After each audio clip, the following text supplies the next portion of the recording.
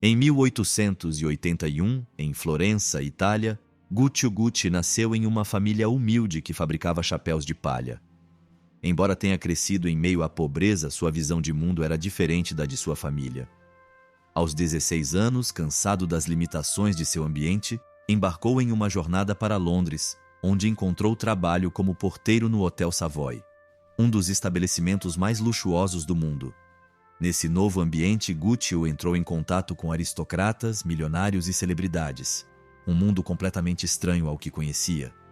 A opulência, a elegância e o luxo dos objetos que cercavam essas figuras o fascinaram profundamente. Mas o que mais o impressiona não são apenas os objetos em si, mas o poder e o prestígio que parecem emanar daqueles que os possuem. Em meio a tudo isso, Guccio percebe que há algo que não pode ignorar: sua ambição de criar algo próprio, algo que o conecte ao mundo que agora só podia admirar de longe. Sua paixão por artigos de luxo, especialmente malas, o leva a sonhar com uma marca que represente o melhor do luxo italiano. Um sonho que se concretizaria em 1921, quando fundou a Maison que levaria seu próprio nome, Gucci. Em 1921, Guccio Gucci decidiu dar um passo fundamental para realizar seu sonho: abrir sua própria loja de luxo.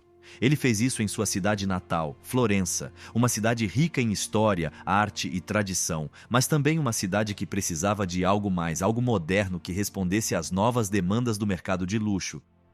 Com o apoio de sua esposa Aida e sua experiência no mundo do luxo, Guccio fundou a primeira loja com o nome de Guccio Gucci, especializada na venda de malas de luxo. A ideia de vender malas não foi por acaso. Durante os anos em que trabalhou no Hotel Savoy, em Londres, Guccio ficou fascinado pela beleza e sofisticação dos baús e malas que aristocratas e celebridades carregavam consigo. Para ele, esses itens não eram apenas objetos funcionais, mas símbolos de status e poder. Assim, em vez de seguir o caminho de outros artesãos florentinos, dedicados principalmente à produção de calçados ou roupas, Guccio decidiu que seu lugar seria no mundo das malas, mas com um toque único que só ele poderia oferecer. Os primeiros anos foram difíceis. Numa cidade como Florença, com seu forte senso de tradição e arte, a concorrência vinha não só de outras marcas italianas, mas também de grandes nomes europeus que já dominavam o mercado, como a Louis Vuitton na França. Para Guccio, abrir uma loja num mundo tão fechado e sofisticado foi um desafio monumental. O setor de luxo era dominado por empresas históricas que não só possuíam uma base de clientes sólida, mas também um legado que seus produtos representavam. Contudo, Guccio não se intimidou. Sua paixão por qualidade, design e autenticidade permitiu que ele se destacasse. Em suas primeiras peças, ele utilizou o couro florentino da mais alta qualidade, conhecido por sua maciez e durabilidade, mas também adicionou seu toque pessoal, enfatizando a perfeição dos acabamentos e a atenção aos detalhes. Os produtos não eram apenas funcionais, mas também obras de arte que refletiam a qualidade e o estilo de vida italianos. Em pouco tempo, Guccio conseguiu expandir a oferta de sua loja. Embora tenha começado com malas de luxo, ele passou a incorporar artigos de couro, como carteiras, cintos e bolsas. Esses acessórios, embora inicialmente menores, rapidamente se tornaram muito populares entre sua clientela mais exclusiva, que buscava não apenas produtos de alta qualidade, mas também itens que refletissem seu status social.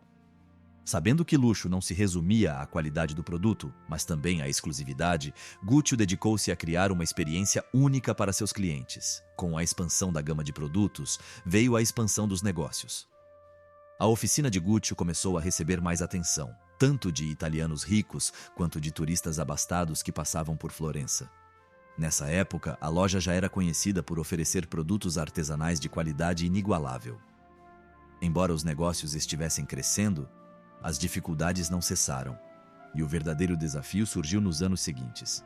O mercado de luxo era dominado por algumas marcas europeias tradicionais. Para Guccio, conquistar espaço nesse mercado não foi tarefa fácil. Casas de luxo como Louis Vuitton e Hermès tinham uma reputação construída ao longo de décadas. Mas o que Guccio tinha a seu favor era sua capacidade de captar as tendências emergentes e adaptar as técnicas florentinas à estética moderna, unindo a arte do couro com a elegância e a sofisticação que observara em Londres. Sua capacidade de se manter fiel às suas raízes, ao mesmo tempo que inova e se aprimora continuamente, permitiu que a marca conquistasse reconhecimento além da Itália. Enquanto outras marcas preferiam se ater a designs mais conservadores e tradicionais, a Gucci começou a experimentar com novos materiais e cores. Introduziu detalhes em bolsas e carteiras nunca antes vistos, como ferragens em latão, e a famosa estampa listrada verde-vermelha-verde, que mais tarde se tornaria um dos emblemas mais icônicos da marca. Mas o maior desafio de Gucci não era apenas enfrentar a concorrência, mas também conquistar a fidelidade dos clientes mais exclusivos. Esses clientes, embora atraídos pela qualidade dos produtos, buscavam mais do que uma simples compra. Queriam uma experiência, uma marca que os diferenciasse dos demais. Para alcançar esse objetivo, Gucci dedicou-se a criar uma atmosfera de luxo e exclusividade em sua loja, refletindo o status que seus produtos representavam. A atenção aos detalhes em todos os aspectos do negócio era essencial. Do design de interiores da loja à forma como os produtos eram embalados, tudo era pensado para oferecer a melhor experiência possível ao cliente. À medida que a marca crescia, o interesse da família Gucci em se envolver mais nos negócios também aumentava. Gucci rapidamente integrou seus filhos à empresa, começando por Aldo, que logo demonstrou talento para vendas e relações comerciais. Sua esposa, Aida, também desempenhou um papel significativo na expansão dos negócios, auxiliando na gestão das lojas e estabelecendo parcerias com outros varejistas e marcas. Ao longo dos anos, a família Gucci se consolidou como um nome de referência no setor de luxo, mas nem tudo foram flores. Gucci também teve que lidar com as dificuldades econômicas que assolaram a Itália na década de 1930, particularmente após a invasão da Etiópia por Mussolini e a subsequente proibição da importação de materiais. Numa época em que o acesso a bens de luxo se tornava cada vez mais difícil devido às restrições políticas, Gucci teve que encontrar novas maneiras de garantir o fornecimento de materiais para suas criações. A resposta de Gucci foi inovadora. Em vez de sucumbir à adversidade, ele decidiu criar novos designs usando materiais alternativos. Foi então que a marca começou a produzir itens com um material que, na época, era relativamente desconhecido: o cânhamo. Usando fibras de cânhamo tecidas em Nápoles, Gucci desenvolveu uma nova linha de bolsas que não eram apenas funcionais e duráveis, mas também ostentavam um design atraente e elegante. Essa linha de produtos foi um sucesso estrondoso e a marca se beneficiou da abordagem inovadora de Gucci na busca de soluções fora do convencional. A nova linha de bolsas de cânhamo não foi apenas um sucesso comercial, mas também simbolizou a capacidade de Gucci de se adaptar às mudanças e perseverar apesar dos desafios. Em um período de incerteza econômica e política, a Gucci conseguiu se manter à tona e continuar crescendo, consolidando sua posição como uma das marcas de luxo mais reconhecidas do mundo. Isso se deveu em grande parte à visão e à determinação de seu fundador, que jamais perdeu de vista seu objetivo: criar uma marca que representasse o melhor do luxo italiano. A trajetória de Gucci começou com uma pequena oficina em Florença, mas com o passar dos anos, seu nome se consolidou cada vez mais. Gucci não só se tornou uma referência no mundo da moda, como também um símbolo de qualidade, exclusividade e luxo. A paixão de Gucci pela excelência e sua capacidade de adaptação às mudanças do mercado foram os pilares sobre os quais ele construiu um legado que perduraria por gerações. Em 1935, a Gucci já era uma marca que personificava a elegância e o luxo italianos, e o primeiro passo rumo à sua internacionalização havia sido dado. No entanto, ainda havia muito a ser feito para que a marca consolidasse seu status como um ícone global. Com a expansão de sua família e de seus negócios, Gucci se preparava para enfrentar novos desafios, tanto dentro quanto fora da Itália. Ao longo dos anos, a marca Gucci cresceu de forma impressionante e Gucci começou a vislumbrar um futuro no qual seus filhos seriam parte integrante da empresa. À medida que seus negócios se consolidavam, Gucci percebeu que a única maneira de garantir a continuidade da marca era envolver sua família. Assim, no final da década de 1920, seus filhos começaram a desempenhar um papel fundamental na evolução da marca. Aldo, o filho mais velho de Gucci, era o mais determinado e possuía uma mente empresarial aguçada. Desde jovem, demonstrou uma aptidão natural para os negócios e, à medida que crescia, tornou-se uma figura fundamental na expansão da Gucci. Embora seu foco não fosse artístico, sua visão estratégica era incomparável. Aldo compreendeu rapidamente que, para a Gucci crescer e se tornar ainda mais renomada, precisava ir além da pequena oficina florentina e expandir-se internacionalmente. Sua ambição e determinação eram claras. Ele queria transformar a Gucci em uma marca global. Enquanto isso, Vasco, o segundo filho de Guccio, supervisionava a oficina em Florença. Embora não possuísse a mesma perspicácia comercial de Aldo, sua capacidade de gerenciar a produção e garantir que cada peça da Gucci fosse confeccionada com a mesma dedicação e qualidade era inestimável. Vasco era mais calmo e meticuloso, com uma mentalidade voltada para a tradição, e seu trabalho na oficina assegurou que a essência da marca jamais se perdesse, mesmo com a expansão da empresa. Contudo, nem todos os filhos de Guccio compartilhavam o mesmo entusiasmo pelos negócios da família. Rodolfo, o terceiro filho, tinha um talento completamente diferente dos irmãos. Ao contrário de Aldo e Vasco, Rodolfo não tinha interesse pelo mundo dos negócios. Sua verdadeira paixão era o cinema, e ele sonhava em ser ator. Apesar da pressão do pai para que se envolvesse na empresa, Rodolfo decidiu seguir sua paixão e se mudou para Roma para tentar a carreira cinematográfica. Embora tenha participado de mais de 40 filmes, nunca conseguiu um papel de destaque, o que o levou a repensar seu futuro. A escolha de Rodolfo pelo cinema em detrimento dos negócios da família causou grande desconforto familiar. Guccio, que dedicou toda a sua vida à construção da empresa, esperava que todos os seus filhos contribuíssem para o sucesso da marca. No entanto, a decisão de Rodolfo de trilhar seu próprio caminho criou uma ruptura na família, já que seus irmãos, especialmente Aldo, não conseguiam entender seu desinteresse pelos negócios que haviam trazido fama e riqueza à família Gucci. Com o passar do tempo, as tensões se intensificaram, principalmente entre Aldo e Rodolfo. Aldo via o irmão como um obstáculo para o crescimento dos negócios, enquanto Rodolfo, apesar de suas dificuldades com o cinema, não conseguia entender por que o pai insistia para que ele abandonasse seus sonhos. Guccio, por sua vez, estava em um dilema. Embora compreendesse que cada filho tinha seus próprios interesses e talentos, não conseguia deixar de se sentir decepcionado com a falta de comprometimento de Rodolfo com a empresa. Apesar disso, Guccio decidiu dar a cada um dos filhos a oportunidade de contribuir para os negócios, confiando que, com o tempo, tudo se encaixaria. A inclusão dos filhos de Guccio na empresa Gucci foi tanto uma bênção quanto uma maldição. Enquanto Aldo e Vasco se mostraram fundamentais para a expansão dos negócios, as diferenças entre eles e Rodolfo criaram divisões dentro da família. Essas tensões familiares não só afetaram os relacionamentos pessoais, como também impactaram a direção futura da Gucci.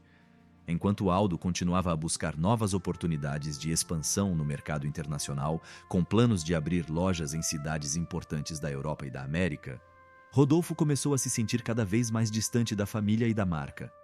No entanto, apesar das diferenças, Guccio nunca deixou de acreditar que seus filhos, embora com visões distintas, poderiam contribuir com algo valioso para o legado da marca.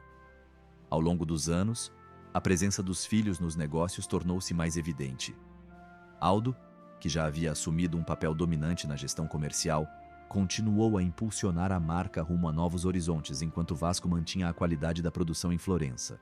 Rodolfo, por sua vez, decidiu, a contragosto, retornar aos negócios da família, mas sem a paixão e o desejo de ser parte integrante da Gucci. O crescimento da Gucci foi marcado por esses desafios familiares. A expansão internacional liderada por Aldo permitiu que a marca se estabelecesse em mercados-chave, como Nova York e Paris, mas as divergências entre os irmãos sempre estiveram presentes. Apesar dos esforços, a família nunca conseguiu encontrar verdadeira harmonia em relação aos rumos dos negócios. Ao longo dos anos, as tensões e os conflitos internos se intensificaram, levando a família Gucci a tomar decisões que, em última análise, mudariam o curso da história da marca. Com o passar dos anos e a consolidação da marca Gucci na Itália, Gucci e seus filhos começaram a vislumbrar um futuro além das fronteiras do país. Embora a marca tivesse alcançado um sucesso notável em Florença e outras cidades italianas, a ambição de Gucci sempre foi maior. O verdadeiro desafio para a família Gucci era levar a marca a um patamar internacional, competir com os gigantes do luxo europeu e, acima de tudo, consolidar sua posição como um ícone global da moda.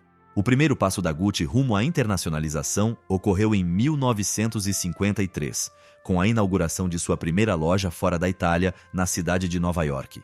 Localizada no coração de Manhattan, essa loja marcou um ponto de virada para a marca.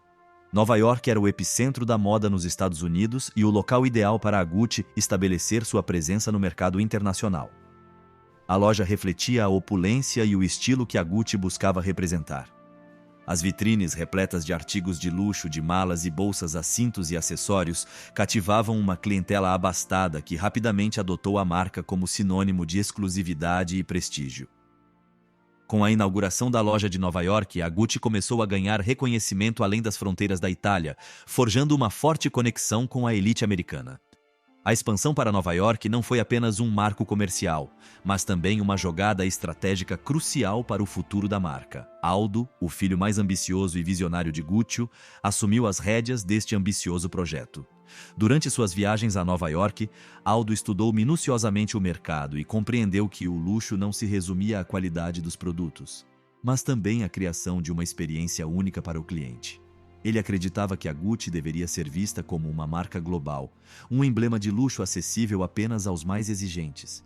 Com sua abordagem comercial agressiva, Aldo consolidou as primeiras lojas fora da Itália e estabeleceu a Gucci como uma marca aspiracional associada a um alto status social.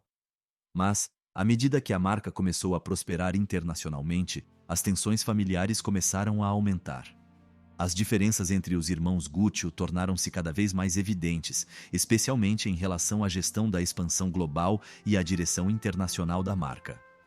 Gucci, apesar de sua visão inicial de levar a Gucci aos mercados internacionais, tinha uma postura mais conservadora e controladora.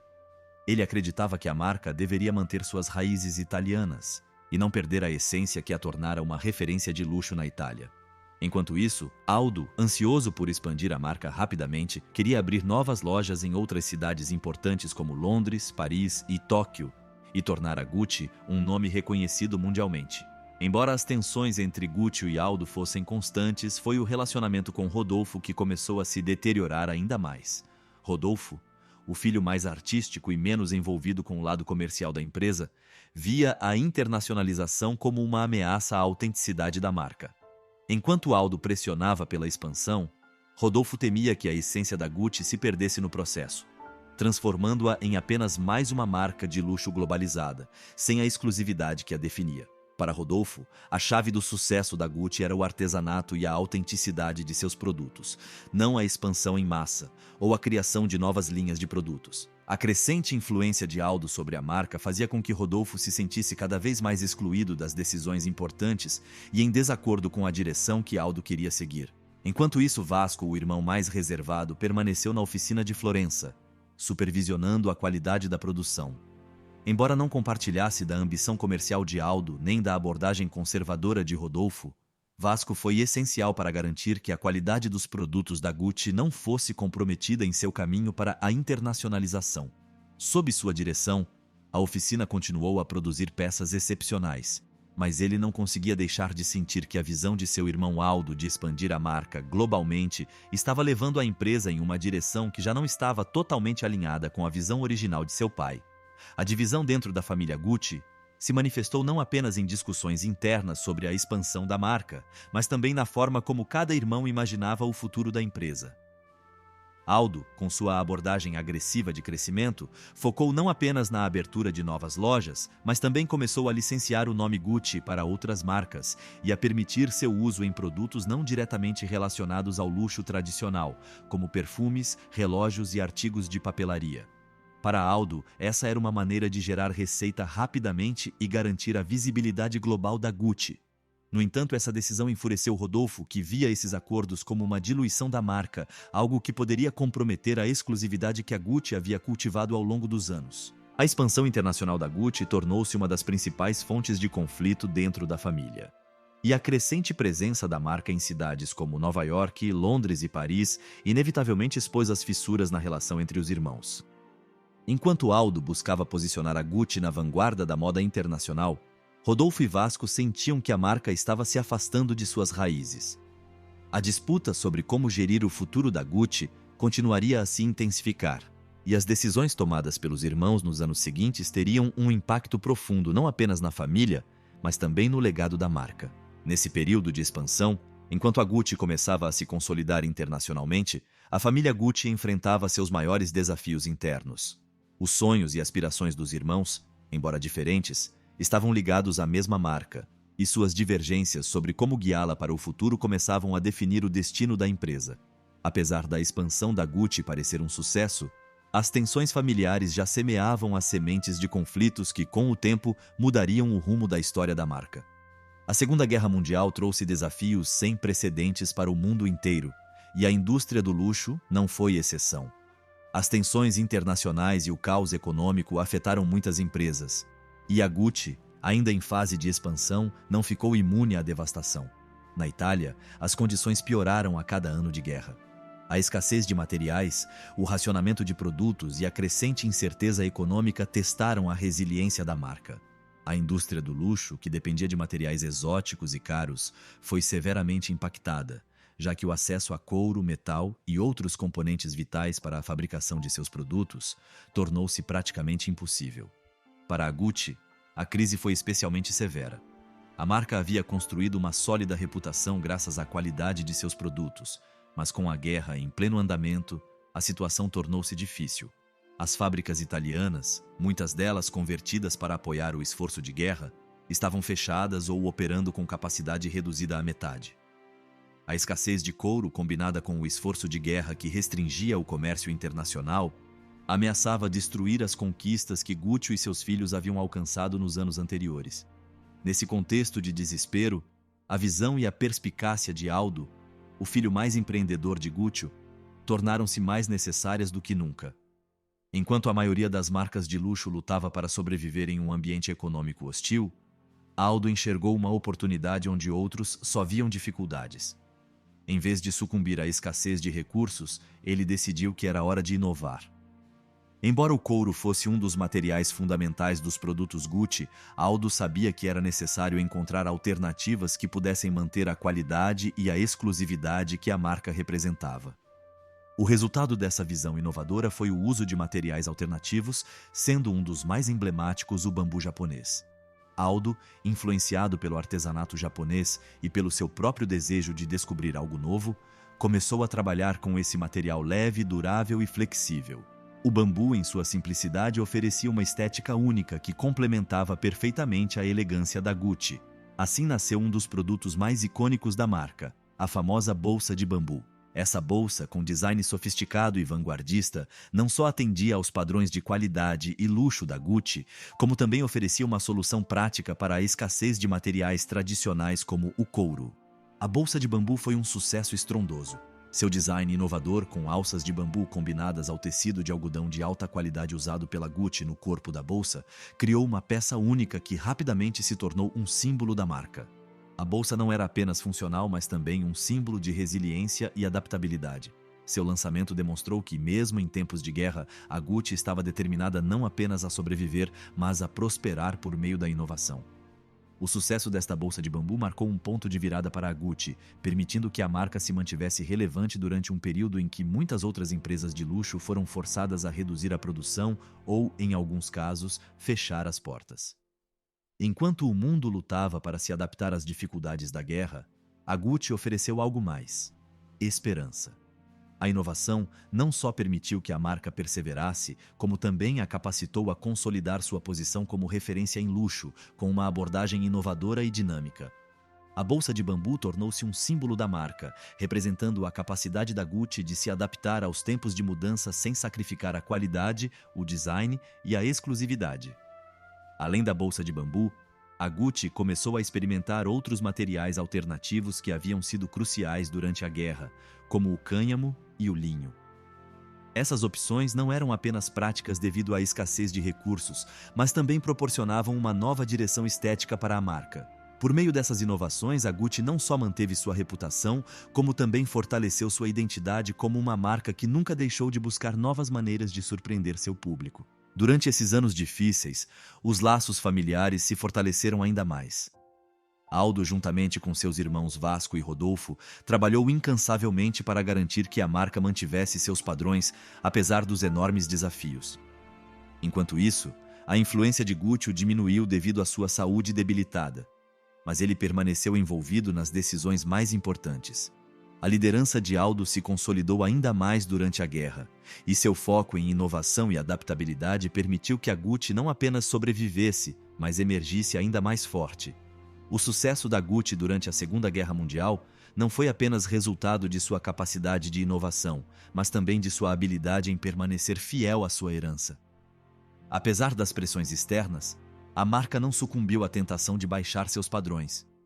Qualidade, design e exclusividade sempre foram primordiais, e a bolsa de bambu tornou-se o melhor exemplo de como a Gucci, em um mundo dominado pela escassez e incerteza, conseguiu manter sua relevância, estar à frente das tendências e permanecer um emblema de luxo e prestígio. Ao final da guerra, com a melhora das condições econômicas e o renascimento da indústria de luxo no período pós-conflito, a Gucci deixou de ser apenas uma marca italiana de alta gama. Ela se consolidou como um nome global, reconhecido por sua qualidade, sua resiliência em tempos difíceis e sua capacidade de se reinventar. Essa fase, marcada por crises e sobrevivência, solidificou o futuro da Gucci como uma das mais importantes e prestigiosas casas de moda do mundo. Em 1953, a morte inesperada de Guccio Gucci, o homem que fundou a casa de luxo que levava seu nome, deixou um profundo vazio na empresa que ele havia construído do zero. Apesar de sua saúde debilitada nos últimos anos de vida, a morte de Guccio desencadeou uma série de conflitos que moldariam o futuro da marca. A família Gucci, que até então havia permanecido unida sob a visão e a liderança de Guccio, viu-se repentinamente envolvida em uma acirrada luta pelo poder. Guccio era a alma da marca. Sua paixão, sua dedicação ao trabalho e sua visão da marca como um emblema do luxo italiano eram a espinha dorsal da Gucci. No entanto, sua morte deixou seus filhos com uma responsabilidade para a qual nenhum deles estava totalmente preparado. Os irmãos Gucci foram forçados a tomar decisões que afetaram não apenas seus relacionamentos pessoais, mas também o futuro da empresa que uniu a família. Aldo, o filho mais velho de Guccio, foi o primeiro a assumir o controle da empresa, graças à sua visão estratégica e perspicácia nos negócios. Embora Aldo fosse um homem de ação há anos, sua ascensão à liderança não foi tão simples quanto parecia. Aldo havia sido uma figura-chave na expansão internacional da Gucci, levando a marca a Nova York e além. Mas agora ele tinha que lidar com seus irmãos, que não compartilhavam de sua ambição e, em alguns casos, sentiam que não haviam recebido o reconhecimento que mereciam. Vasco, o segundo filho de Guccio, logo começou a questionar a forma como Aldo havia assumido o controle da empresa. Vasco sempre fora o guardião da tradição, responsável por manter a qualidade artesanal que tornara a Gucci famosa. Para ele, o negócio não se resumia à expansão internacional, mas também à preservação da essência da marca criada por seu pai.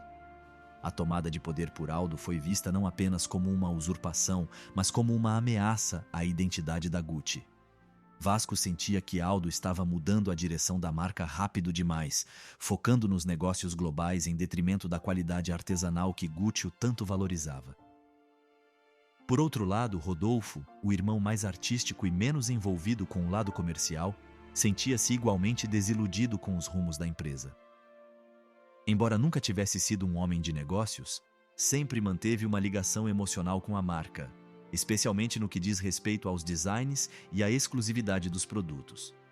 Para Rodolfo, a morte do pai representou uma oportunidade de contribuir com as suas próprias ideias, mas logo percebeu que a luta pelo controle não se centrava na qualidade ou no design, mas sim no poder e no dinheiro. Apesar das suas reservas, Rodolfo também se sentiu pressionado a envolver-se mais ativamente nos negócios da família, embora sem a mesma paixão ou dedicação de Aldo. A luta pelo poder começou a assumir um tom mais pessoal. Aldo, que já havia conquistado a confiança dos funcionários e estabelecido a marca como referência internacional, começou a tomar decisões que marginalizavam seus outros filhos. Rodolfo e Vasco, cada um à sua maneira, tentaram reivindicar um papel maior nas decisões da empresa, mas Aldo, com sua ambição desmedida, não estava disposto a abrir mão do controle. As tensões aumentavam a cada movimento de Aldo, à medida que seus irmãos começavam a enxergar suas decisões como uma tentativa de concentrar todo o poder em suas mãos. As disputas internas da família refletiam-se nas decisões de negócios, e os primeiros sinais de atrito começaram a surgir publicamente. Enquanto Aldo assinava contratos para abrir novas lojas em todo o mundo, expandindo a marca para territórios inexplorados, Vasco e Rodolfo questionavam seus métodos, Para eles, a expansão da Gucci precisava ser mais cuidadosa, mais deliberada e jamais em detrimento da qualidade do produto. Em suas mentes, a globalização da Gucci não só ameaçava a essência da marca, como também poderia diluir sua exclusividade e prestígio. Uma das decisões mais controversas de Aldo foi licenciar o nome Gucci para produtos não diretamente relacionados ao luxo tradicional, como perfumes e acessórios mais acessíveis. Enquanto Aldo via isso como uma forma de diversificar e garantir receita adicional para a marca, seus irmãos não compartilhavam dessa visão. Para Vasco e Rodolfo, essa expansão do licenciamento era uma estratégia perigosa que poderia prejudicar a imagem da Gucci como uma marca de luxo exclusiva. A família começou a entrar em conflito em uma série de reuniões onde a discussão sobre os rumos da marca se tornou cada vez mais acirrada. Nessas reuniões, Aldo defendia suas decisões e sua visão para uma Gucci global, enquanto Vasco e Rodolfo argumentavam que a essência do negócio estava em risco. As palavras se transformaram em acusações, as críticas em recriminações, e o ambiente familiar, antes acolhedor e unido, tornou-se cada vez mais tóxico. Nesse ponto, a história da Gucci tomou um rumo diferente. Aldo, com sua abordagem pragmática e o desejo de expandir a marca para além da Itália, viu-se no centro de uma disputa familiar. Enquanto isso, Vasco e Rodolfo, embora com visões distintas, uniram forças para desafiar a liderança de Aldo e restaurar o que consideravam a verdadeira essência da Gucci. A luta pelo controle da empresa atingiu seu ápice quando Aldo decidiu seguir sua visão global sem buscar a aprovação de seus irmãos. Essa decisão marcou um ponto de virada para a família, pois tensões internas, abordagens divergentes e a falta de comunicação eficaz desencadearam uma série de mudanças que transformaram não apenas a marca Gucci, mas também as relações familiares. A morte de Gucci, embora devastadora, também desencadeou uma luta pelo poder que definiria o futuro da Gucci. Aldo, com sua ambição inabalável, tornou-se o líder da empresa, mas as cicatrizes deixadas pela disputa interna entre os irmãos marcariam a história da marca por gerações. A competição pelo controle da Gucci não afetou apenas os irmãos, mas também deixou uma marca profunda no legado de Gucci, transformando a empresa em um reflexo das tensões e lutas familiares que começaram com a fundação da marca. Com o passar dos anos, a visão de Aldo Gucci para a marca atingiu novos patamares. Sua ambição não conhecia limites, e sua abordagem pragmática para os negócios, que havia levado à expansão internacional extremamente bem-sucedida da Gucci, começou a dar frutos.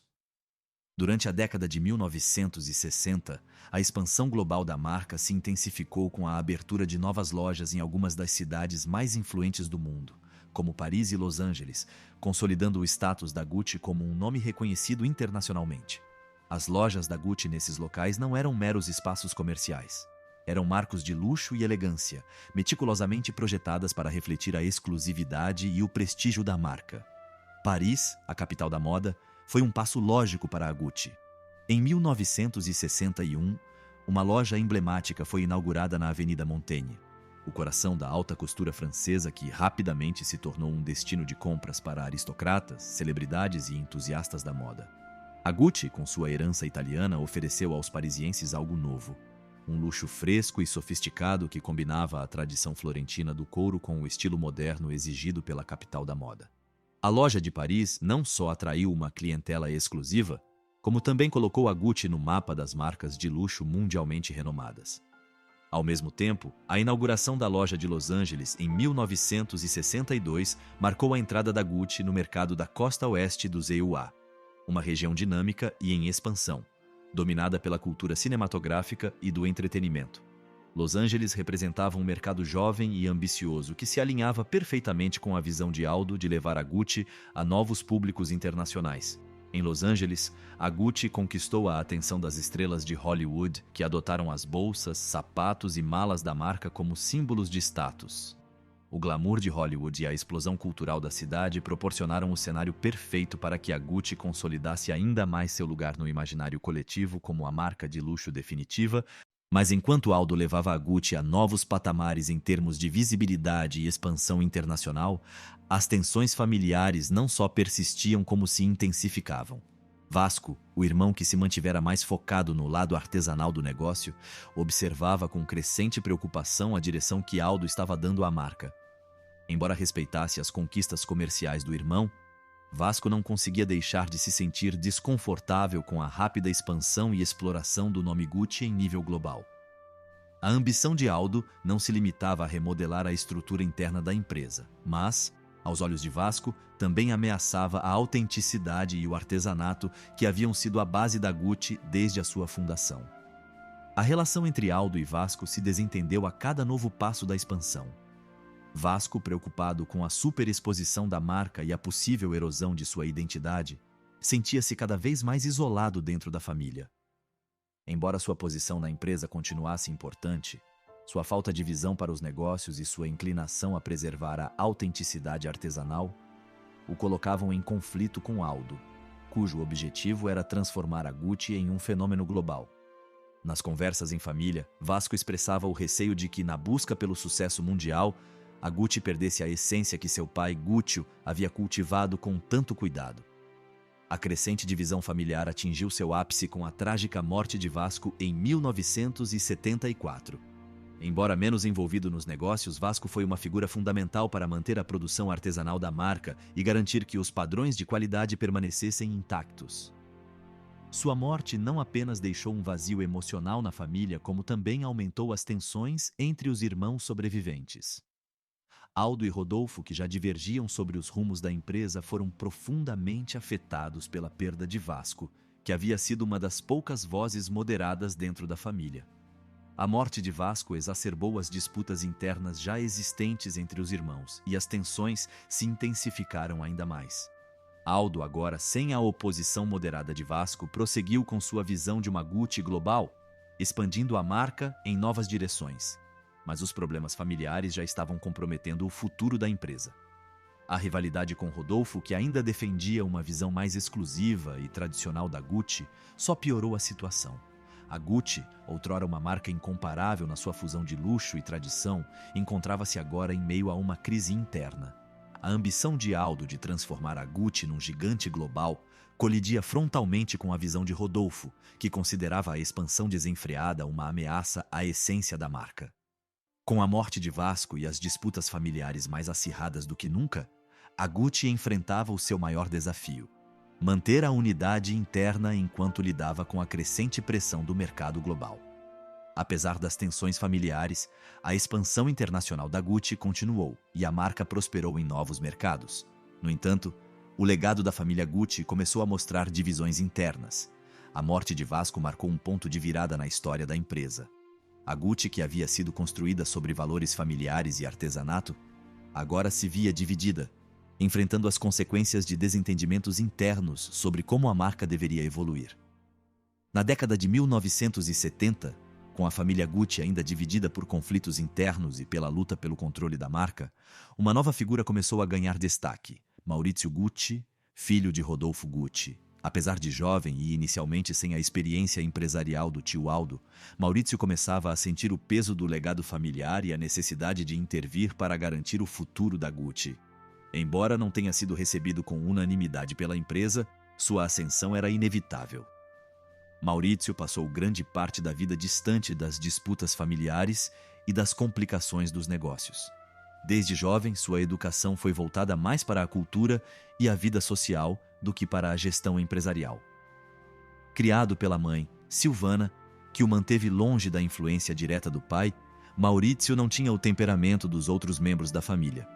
Enquanto seus tios, Aldo e Vasco, se envolviam em negócios e brigas familiares, Maurizio mantinha um perfil discreto, preferindo viver uma vida de luxo sem se envolver nas tensões da empresa. No entanto, à medida que a marca Gucci continuava a crescer e a expandir-se globalmente, Maurizio sentiu-se cada vez mais atraído pela ideia de assumir o comando do futuro da marca familiar.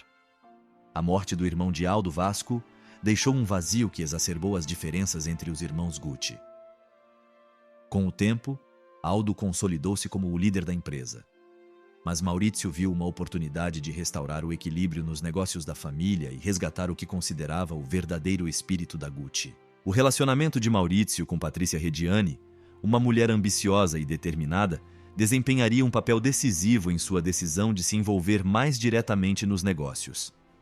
Patrícia, cujo fascínio pelo luxo e pelo poder coincidia com a aspiração de Maurício de assumir o controle da marca, foi fundamental para transformá-lo de um herdeiro distante em um homem de ação determinado. Embora seu casamento com Patrícia não tenha sido dos mais harmoniosos, a influência dela sobre ele foi significativa nos primeiros anos de seu envolvimento nos negócios. O relacionamento com Patrícia tornou-se uma força motriz na vida de Maurício.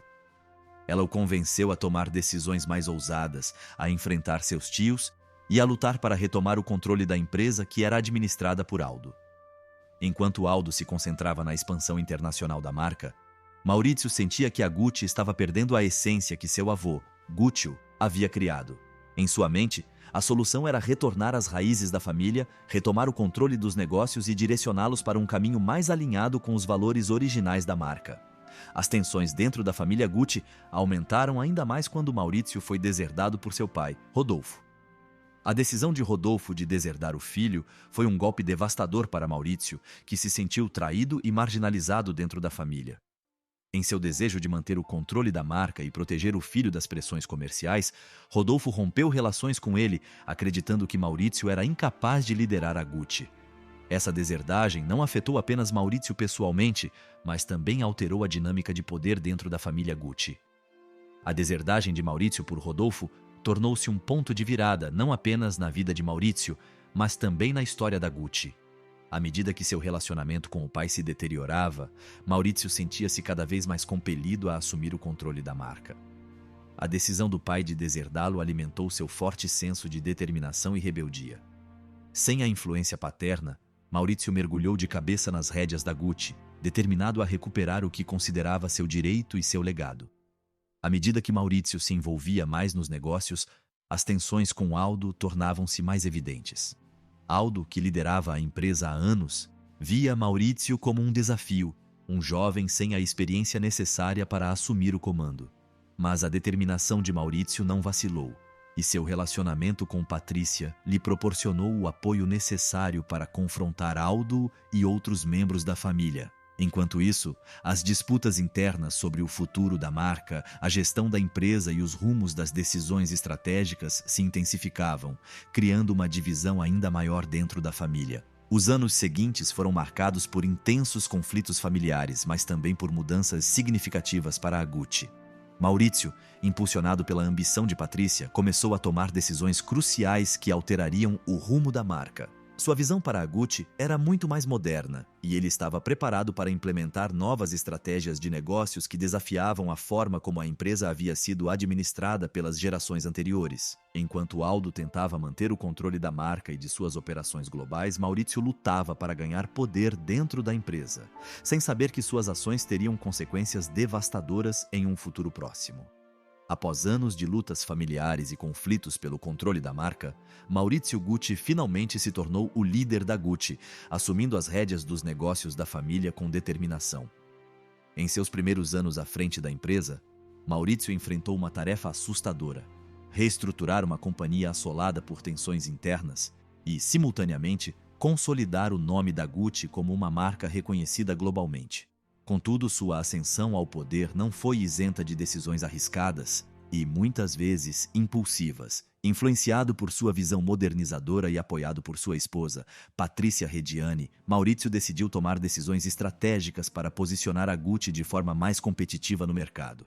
A expansão da Gucci, até então dominada pela tradição e pelo artesanato, passou a ser impulsionada por uma abordagem mais comercial. As coleções de produtos foram diversificadas e Maurício concentrou-se na expansão para novos mercados internacionais, promovendo uma imagem mais luxuosa e vanguardista. No entanto, as decisões de Maurício não eram isentas de riscos. À medida que a marca crescia, os custos de produção aumentavam e a empresa se via cada vez mais exposta à forte concorrência no mundo da moda. A dívida da Gucci começou a aumentar e as finanças da empresa ficaram comprometidas. Apesar da crescente instabilidade financeira, Maurício prosseguiu com seus planos de expansão, colocando ainda mais em risco o futuro da marca. As decisões que ele tomou pareciam motivadas mais pelo seu desejo de sucesso pessoal e pela ambição de se estabelecer como um líder empresarial do que pela necessidade de manter a estabilidade da marca. Enquanto isso, Patrícia Reggiani, sua esposa, se viu cada vez mais consumida por seu próprio desejo de poder e controle. Embora seu relacionamento com Maurício tivesse começado como um caso de amor alimentado por ambições compartilhadas, logo se transformou em uma batalha pelo domínio da família Gucci. Patrícia desejava poder não apenas sobre a marca, mas também sobre a família que havia sido tão emblemática na história da moda italiana. À medida que Maurício tomava decisões que nem sempre coincidiam com os interesses de Patrícia, a tensão entre eles aumentava. Patrícia, conhecida por seu caráter forte e obsessão por riqueza e poder, sentia-se cada vez mais frustrada com sua aparente incapacidade de obter controle absoluto sobre a Gucci. Apesar de ser casada com Maurício, ela sentia que sua influência sobre a empresa era limitada. Sua luta constante para controlar o marido e garantir o futuro dos filhos nos negócios da família a levou a tomar decisões cada vez mais extremas. O descontentamento de Patrícia cresceu à medida que Maurício se distanciava dela. Em sua mente, o amor que compartilhavam havia se dissipado e o relacionamento se transformara em uma luta de poder. Maurício começou a buscar maneiras de diminuir a influência da esposa, especialmente porque ela se tornava cada vez mais controladora e manipuladora. A situação em seu casamento tornou-se insustentável, mas Patrícia, longe de ceder, começou a arquitetar um plano para retomar o controle total da Gucci e de sua vida. A crise na família Gucci chegou ao seu ponto crítico quando Patrícia decidiu orquestrar o assassinato do próprio marido. Desesperada para recuperar o poder e o controle sobre a família, Patrícia começou a contatar pessoas que pudessem ajudá-la a executar o plano. Por muito tempo, Patrícia planejou meticulosamente a morte de Maurício, confiante de que esse ato extremo lhe devolveria o que sentia ter sido tirado dela, o controle total sobre a Gucci e a família. Em 27 de março de 1995, Maurício Gucci foi assassinado a tiros em frente ao seu escritório em Milão, enquanto caminhava para o trabalho. Um pistoleiro o aguardava na entrada e, sem aviso prévio, disparou vários tiros, pondo fim brutalmente à sua vida. A notícia de seu assassinato abalou o mundo da moda e a família Gucci, mas também marcou o ápice de uma história de ambição desenfreada, traição e lutas internas pelo poder que vinham se desenrolando há anos. O assassinato de Maurício Gucci não foi apenas um ato de violência, mas também o culminar de conflitos familiares que se acumulavam há gerações.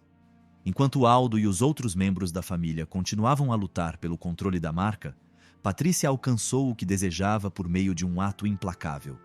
Contudo, o assassinato de Maurício não resolveu os problemas da família Gucci.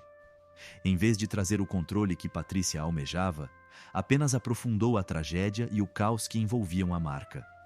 A família Gucci, outrora unida pelo sonho de Guccio, havia se desintegrado. Lutas internas, decisões arriscadas e ambição desmedida levaram a casa de moda a uma espiral de autodestruição. O assassinato de Maurício, em vez de uma solução, marcou o início de um novo e sombrio capítulo para a Gucci, no qual a ambição e a luta pelo poder se tornaram o legado final da família. O assassinato de Maurício Gucci em 1995 não apenas marcou o fim de uma era para a família Gucci, como também desencadeou uma série de eventos que mergulhariam a marca em uma crise sem precedentes. A notícia de sua morte abalou o mundo da moda, mas também provocou a desintegração final da família Gucci. A casa de luxo, construída sobre os alicerces da ambição, da arte e da tradição, encontrou-se agora em uma encruzilhada de caos, batalhas judiciais e escândalos familiares que ameaçavam destruir tudo o que havia sido conquistado. Com a morte de Maurício, a família se viu envolvida em uma luta pelo poder e pelo controle da marca, o que só agravou os problemas internos. Sem uma figura central para manter a união, os herdeiros e membros próximos da família Gucci começaram a disputar a propriedade da empresa. Essas lutas pelo poder, decisões financeiras erráticas e escândalos pessoais tornaram-se constantes, manchando a reputação da Gucci. Ao longo dos anos seguintes, a marca foi perdendo gradualmente o prestígio de outrora. Decisões administrativas ruins e disputas internas de poder começaram a cobrar seu preço. A Gucci, outrora sinônimo de luxo, qualidade e exclusividade, passou a ser vista como uma marca desacreditada, atolada em brigas familiares e com um modelo de negócios incapaz de se adaptar aos novos tempos. Escândalos jurídicos e decisões erráticas dos antigos líderes da empresa contribuíram para o rápido declínio da marca. A falta de uma visão clara e a incapacidade de tomar decisões estratégicas sólidas deixaram a Gucci em uma posição vulnerável. Enquanto batalhas judiciais e escândalos familiares dominavam os holofotes da mídia, novas figuras externas começaram a entrar em cena. Foi então que uma figura-chave, Domenico de Soli, um executivo de grande sucesso na indústria da moda, juntou-se à empresa. Com sua abordagem profissional e habilidade em reestruturar empresas em dificuldades, de Soli começou a formular um plano para salvar a Gucci. Sua capacidade de navegar pela complexa situação interna da marca, aliada à sua experiência no setor, o posicionou como uma figura fundamental na recuperação da empresa. No entanto, a intervenção de Soli foi apenas parte da solução. A situação financeira da Gucci estava se tornando cada vez mais crítica e o envolvimento de novos investidores tornou-se inevitável. Em 1997, o conglomerado de investimentos do Bahrein, buscando uma oportunidade lucrativa, adquiriu uma participação significativa na empresa, exacerbando ainda mais as tensões dentro da família. A entrada do Bahrein não representou apenas uma mudança na estrutura de propriedade da marca, mas também significou o envolvimento de atores externos com seus próprios interesses e expectativas. A influência de investidores estrangeiros adicionou uma camada de complexidade à situação, já que as decisões agora tinham que ser tomadas sob o escrutínio de pessoas de fora da família Gucci. Com a chegada de Domenico de Soli e do investimento estrangeiro, a luta pelo controle da Gucci tornou-se mais uma questão de negócios do que um assunto familiar. No entanto, o estrago já estava feito. Conflitos internos enfraqueceram irreparavelmente a marca. A essência da Gucci, construída sobre a visão de Gucci e o legado de sua família, começou a se corroer sob a pressão das forças externas que agora controlavam a empresa. As tensões entre os membros da família Gucci não só afetaram a gestão interna, como também criaram uma atmosfera de desconfiança que se espalhou pelo mercado. A Gucci, outrora uma marca sinônimo de luxo exclusivo, viu-se presa em uma série de decisões estratégicas que a distanciaram cada vez mais de sua herança. A intervenção de Soli e o investimento do Bahrein trouxeram uma reestruturação necessária, mas não sem controvérsia. À medida que a marca passava para as mãos de novos gestores e proprietários, a família Gucci, outrora unida por um sonho comum, viu-se cada vez mais distante do negócio que seu nome representava. O legado de Gucci, construído com tanto cuidado, parecia estar desmoronando, e as decisões tomadas pelos novos líderes da empresa foram vistas por alguns como uma traição ao espírito original da marca. Apesar dos esforços de Soli para salvar a marca, a Gucci nunca mais foi a mesma. Embora ainda ocupasse um lugar de destaque na indústria da moda, sua reputação e prestígio já não eram os mesmos. Escândalos familiares, disputas de poder e decisões erráticas tomadas nos anos que antecederam o colapso deixaram uma marca indelével na história da Gucci. A queda da família Gucci e o colapso da marca representaram o ápice de décadas de conflitos internos, decisões impulsivas e ambição desenfreada que, apesar de terem impulsionado a marca a grandes alturas, acabaram por destruí-la. O fim de uma era para a família Gucci foi selado quando a marca passou para as mãos de investidores externos, e uma nova equipe de gestão assumiu o controle de seu futuro. Embora a marca continuasse a existir, jamais recuperaria o mesmo nível de influência que outrora detivera. O colapso da Gucci representou não apenas a queda de uma marca, mas também o colapso de uma família consumida por suas próprias disputas internas e lutas pelo poder. Após anos de turbulências internas, disputas de poder e uma crise financeira sem precedentes, a Gucci se viu em uma encruzilhada crítica em sua história. A família Gucci havia perdido o controle da marca e a intervenção de investidores externos, como o conglomerado do Bahrein e figuras como Domenico de Soli, alterou drasticamente a estrutura da empresa. A marca, que antes era sinônimo de luxo italiano exclusivo e da visão de Gucci, agora lutava para encontrar seu lugar em um mercado global completamente transformado. No entanto, a história da Gucci não terminou com sua queda, mas sim deu lugar a um capítulo de renascimento e reinvenção. Na segunda metade da década de 1990, sob a nova direção executiva de Domenico de Soli e com a colaboração de um jovem e brilhante diretor criativo chamado Tom Ford, a Gucci iniciou uma transformação radical. Tom Ford, conhecido por seu estilo arrojado, moderno e sofisticado, foi fundamental para dar à marca um toque contemporâneo. Sua chegada representou uma mudança completa na visão da Gucci. transformando-a de uma marca tradicionalmente associada ao artesanato italiano em um ícone global da moda. Ford compreendeu perfeitamente que a chave para o ressurgimento não era apenas manter o luxo e a qualidade, mas também adaptar a marca aos novos tempos e torná-la mais acessível a uma nova geração de consumidores. Foi sob sua liderança que a Gucci abandonou sua estética clássica e adotou um estilo mais ousado, sensual e vanguardista. Ford redefiniu a marca com coleções que agradavam a elite do entretenimento e da moda, mas que também conquistavam um público mais jovem. Glamour e provocação tornaram-se os pilares da nova identidade da Gucci. Sob sua liderança, a Gucci revolucionou a indústria com suas impactantes campanhas publicitárias e coleções inovadoras. Ford introduziu o conceito de sex appeal com uma abordagem moderna, apresentando peças provocantes e sensuais que se tornaram a assinatura da marca. Sua capacidade de criar produtos de alta qualidade com um estilo ousado e inovador revitalizou a Gucci e atraiu uma onda de novos clientes que desejavam fazer parte da elite da moda global. As vendas da Gucci começaram a se recuperar rapidamente, e a marca se restabeleceu como uma das mais importantes casas de moda do mundo. Em poucos anos, a Gucci não só recuperou o terreno perdido, como se tornou uma das marcas mais cobiçadas do mundo, capaz de rivalizar com gigantes como Louis Vuitton e Chanel. As roupas, os acessórios, os sapatos e os perfumes se tornaram objetos de culto, e a presença da Gucci nas passarelas internacionais tornou-se indispensável. Contudo, embora a marca tivesse ressurgido das cinzas, o legado da família Gucci já não era o mesmo. Os conflitos familiares que marcaram a sua história, desde as lutas pelo poder até a trágica morte de Maurizio, deixaram cicatrizes profundas e irreparáveis. A relação da marca com a família original estava rompida, e as lutas pelo poder, os escândalos públicos e as decisões erráticas do passado não podiam mais ser apagados. O retorno da Gucci ao topo do mundo da moda foi, de certa forma, o ápice da visão de Tom Ford e da nova direção da empresa, mas também a consolidação de uma mudança irreversível. A família Gucci não controlava mais seu próprio legado. A marca, antes uma criação familiar, passou a ser administrada por executivos e grandes investidores que a viam como um ativo lucrativo, e não como um símbolo do trabalho árduo e da dedicação da família.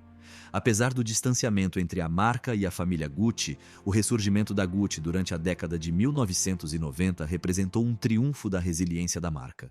No entanto, as tensões familiares permaneceram como pano de fundo da história da Gucci. A marca havia superado obstáculos financeiros e de reputação, mas nunca recuperou totalmente o espírito familiar que fora a base de sua existência. A história da Gucci nos anos que se seguiram à crise, sob a liderança de Tom Ford e seus sucessores, seria uma história de sucesso comercial e criativo, mas também uma história da transformação irreparável do que antes fora um negócio familiar. O legado da família Gucci, com todas as suas tragédias, lutas e aspirações, deixou uma marca indelével na história da moda. Embora a marca tenha conseguido ressurgir com força, as cicatrizes dos conflitos internos e da dissolução da família jamais foram apagadas. A Gucci deixou de ser apenas uma marca de luxo italiana e se tornou um fenômeno global, representando moda, luxo e inovação, além de um lembrete de como as lutas internas e as ambições pessoais podem definir e, em última instância, transformar o destino de uma empresa.